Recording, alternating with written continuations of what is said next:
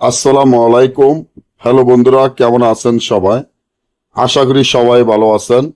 আল্লাহর রহমতে আপনাদের দোয়ায় আল্লাহ তাআলা ভালো রাখছে ইনশাআল্লাহ।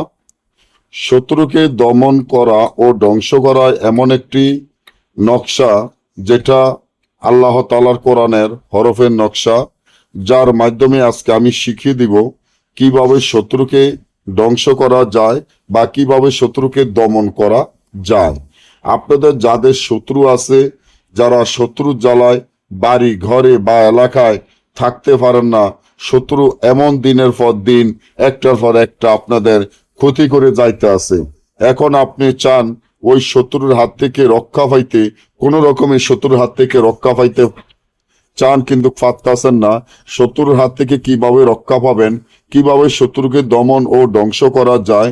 অনেকেই আমাদেরকে বলেন, দাদা ভাই, আমার শত্রুর জন্য এলাকায় থাকতে পারি না, বাড়ি ঘরে থাকতে পারি না, শত্রু একটার পর একটা ক্ষতি করতে আছে, আমি আমার শত্রুকে দমন ও ধ্বংস করা চিন্তা ভাবনা করেছি।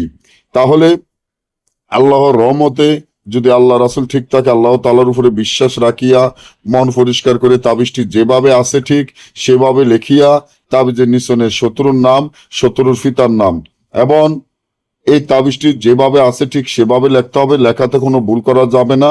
এই তাবিজটি কাকের গলায় বাঁধিয়া ছেড়ে দিতে হবে আর কাকের রক্ত ধারায় লিখতে হবে। তাহলে 1 ঘন্টার ভিতর আপনার কাজ হবে। না বুঝলে আমার থেকে কাজ করালে যোগাযোগ করবেন। সকলে ভালো থাকবেন। আল্লাহ হাফিজ।